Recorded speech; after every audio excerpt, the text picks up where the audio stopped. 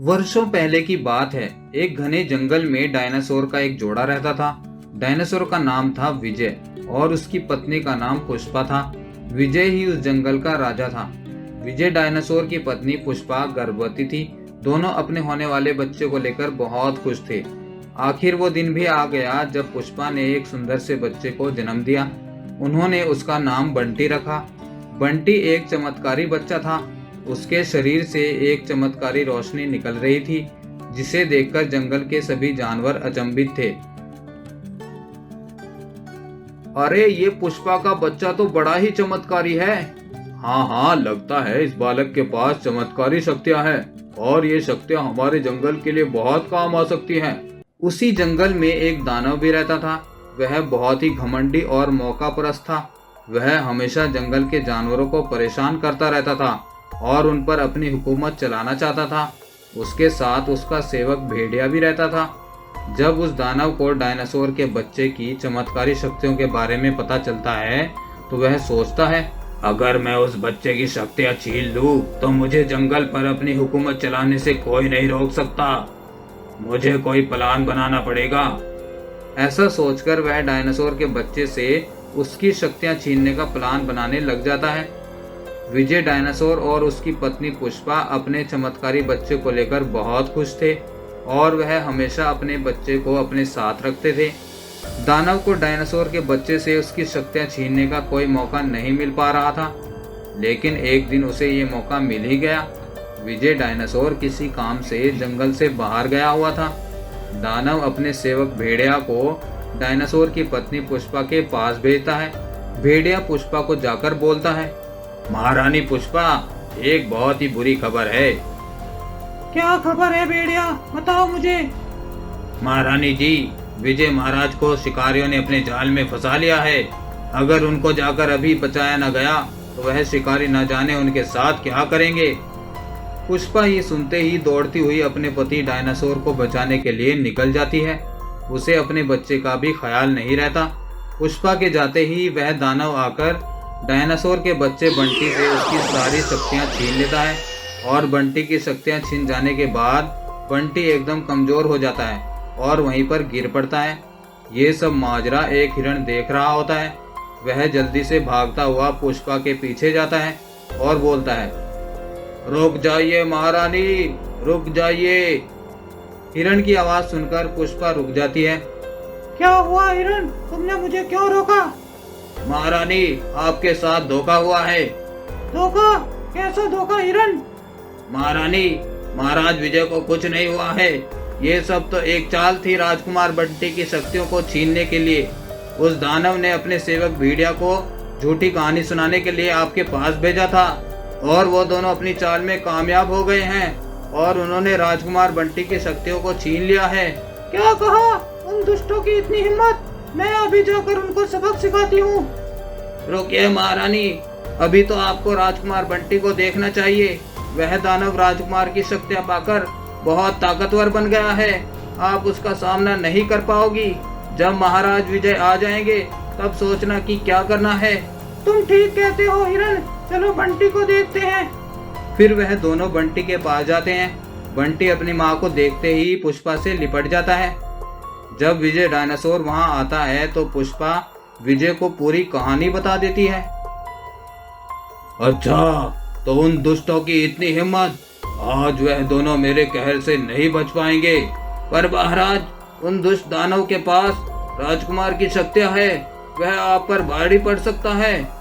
तुम चिंता मत करो महारानी, मेरे पास भी गुप्त शक्तियां हैं जो मैंने आज तक किसी के सामने शो नहीं करी हैं। उसी वजह से तो हमारा बच्चा एक चमत्कारी बच्चा पैदा हुआ है। उनकी शक्तियां मेरी शक्तियों के सामने कुछ भी नहीं है। फिर विजय डायनासोर उस दानव के सामने पहुंच जाता है। आज तक मैं तुम्हारी हर गलती माफ करता आया हूँ, पर आज तुमने मेरे बेटे पर हमला करके बहुत बड़ी गलती कर दी है। अब तुम मेरे कहर से बच नहीं पाओगे। हा हा हा हा हा। विजय डायनासोर, तुम भूल रहे हो कि मेरे पास चमत्कारी शक्तियां हैं। तुम मेरे सामने टिक नहीं पाओगे। वो तो समय ही बताएगा कि कौन किसके सामने टिकेगा। अगर ऐसी ही बात है तो मैं अभी तुम्हारा खेल खत्म कर देता हूँ। ये बोलकर दुष्ट दानव अपनी शक्तियों का एक वार विजय डायनासोर पर करता है। लेकिन ये क्या, विजय डायनासोर अपने ऊपर एक जादुई कवच बना लेता है और दानव के वार का कोई असर डायनासोर पर नहीं होता है। ऐसे ही वह दुष्ट दानव विजय डायनासोर पर अपनी शक्तियों से कई बार वार करता है, पर विजय डायनासोर हर बार उसका वार बचा जाता है। फिर विजय डायनासोर अपनी शक्तियों का एक खतरनाक वार उस दुष्ट दानव पर करता है और उस वार से वह दुष्ट दानव आग में जलने लगता है और वहीं पर तड़प तड़प कर मर जाता है। बंटी की शक्तियां वापस से उसके शरीर में समा जाती हैं। उस दुष्ट दानव के अंत के बाद अब उस जंगल में कोई भी दुखी नहीं था। तो दोस्तों, आपको ये कहानी कैसी लगी? एक बार की बात है, हजारों वर्षों पहले एक जंगल में एक डायनासोर अपनी फैमिली के साथ आ जाता है। डायनासोर के साथ उसकी पत्नी और 2 बच्चे भी थे। वह जंगल बहुत ही विशाल और हरा भरा था। उस जंगल में सभी प्रकार के जानवर रहते थे, जैसे शेर, चीता, बाघ, भालू, हाथी आदि। जंगल में सभी तरफ सुख और शांति का माहौल था। डायनासोर को जंगल के किसी जानवर ने पहले कभी नहीं देखा था। इतने बड़े जानवर को देखकर सभी जानवर डर जाते हैं और अपने अपने घरों में जाकर छुप जाते हैं। डायनासोर जंगल के बीचों बीच एक पेड़ों के झुंड में अपना ठिकाना बना लेता है और मज़े से उस जंगल में रहने लगता है। एक रात जब सभी सो रहे होते हैं तो एक 3 मुंह वाला दानव उस जंगल में कहीं से आ जाता है। वह दानव बहुत ही खूंखार लग रहा था और उसका शरीर अजीब सी लाइट से चमक रहा था। वह जंगल में इधर उधर घूमने लगता है और घूमते घूमते उसे एक हिरण सोता हुआ दिखाई पड़ता है। वह दानव बहुत ही भूखा था और वह सोते हुए हिरण पर हमला करके उसे मार डालता है और उसको अपना भोजन बना लेता है। हिरण को खाने के बाद वह 3 मुंह वाला दानव सोचता है, अरे वाह, कितना शानदार खाना था, मज़ा आ गया। जब ये जानवर इतना टेस्टी था तो इस जंगल के दूसरे जानवर भी इतने ही टेस्टी होंगे। अब मुझे हर रोज़ रात में अपना शिकार आसानी से मिल जाया करेगा और मुझे ज़्यादा मेहनत भी नहीं करनी होगी। हा हा हा हा। ऐसा सोचकर वह 3 मुंह वाला दानव उस जंगल से चला जाता है। सुबह होने पर जब सभी जानवर जागते हैं तो उनको हिरण बड़ी ही बुरी तरह से मरा हुआ मिलता है। सभी जानवर हिरण की ऐसी हालत देखकर डर के मारे कांपने लगते हैं। इतने में ही जंगल का राजा शेर भी वहां आ जाता है। सभी जानवर ये सोच रहे थे कि ये काम उस बड़े से जानवर डायनासोर का है, उसी ने हिरण का शिकार किया है। तभी एक बकरी बोलती है, देखिए ना महाराज, उस बड़े से जानवर ने हिरण बहन का क्या हाल कर दिया है। ऐसे तो वह बड़ा सा जानवर एक एक करके हम सबका शिकार कर लेगा। तभी भालू बोल पड़ता है, हाँ हाँ महाराज, यदि ऐसा ही चलता रहा एक दिन हम सब मारे जाएंगे और जंगल बिल्कुल खाली हो जाएगा। हमें उस जानवर के पास जाकर उससे बात करनी होगी।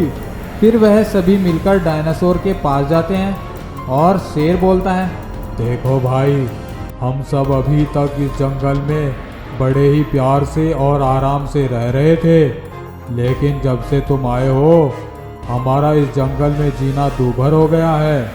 क्या मैंने ऐसा क्या किया है जो तुम सबके लिए मैं मुसीबत बन गया हूँ? चलो मैं तुमको दिखाता हूँ कि तुमने क्या किया है। फिर शेर डायनासोर को लेकर उस मरे हुए हिरण को दिखाने के लिए जाता है। देखो, तुमने इस बेचारी का क्या हाल किया है। मैंने ये काम नहीं किया है, मैं इतना निर्दयी नहीं हूँ। मुझे बस अपना पेट भरने के लिए खाना चाहिए, उसके अलावा मुझे कुछ नहीं चाहिए। अगर ये काम तुमने नहीं किया है तो फिर किसने किया है? ये तो हमें पता लगाना होगा कि ये काम किसने किया है। अगर मुझे वह मिल गया तो मैं उसका भी यही हश्र करूँगा। अगली रात में फिर से वह 3 मुंह वाला दानव उस जंगल में आता है और सो रहे जानवरों में से एक भेड़ को अपना शिकार बना लेता है। और खुश होता हुआ वहाँ से चला जाता है। अगले दिन फिर से जब जंगल के जानवर एक भेड़ को मरा हुआ देखते हैं तो सभी वहाँ इकट्ठा होते हैं। डायनासोर भी वहाँ आ जाता है। डायनासोर सबसे बोलता है, ये सब रात में ही हो रहा है।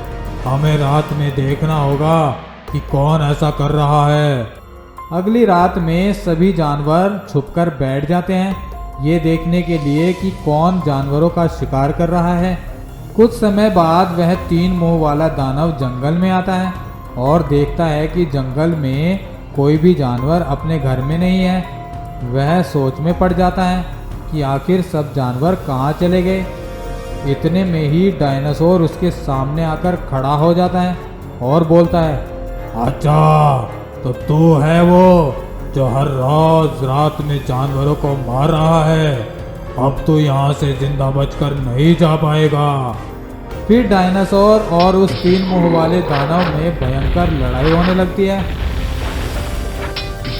और दोनों एक दूसरे पर वार किए जा रहे थे। वह 3 मुंह वाला दानव डायनासोर पर अपनी ताकत दिखा रहा था, लेकिन डायनासोर बहुत ज़्यादा ताकतवर था और कुछ ही देर में डायनासोर उस 3 मुंह वाले दानव को मार कर अधमरा कर देता है। दानव डायनासोर से विनती करने लगता है, मुझे छोड़ दो। आज के बाद मैं इस जंगल में कभी नहीं आऊँगा। प्लीज मेरी जान बख्श दो। फिर डायनासोर उसकी जान बख्श देता है और वह दानव वहाँ से भाग जाता है। फिर सभी जानवर डायनासोर की वाहवाही करने लगते हैं। अब उस जंगल में फिर से सुख और शांति छा जाती है। तो दोस्तों, आपको ये वीडियो कैसी लगी कमेंट करके ज़रूर बताएं। वीडियो पसंद आई हो तो वीडियो को लाइक और शेयर भी कर दें और हमारे चैनल को सब्सक्राइब करके बेल आइकन को दबाना ना भूलें। Thank you.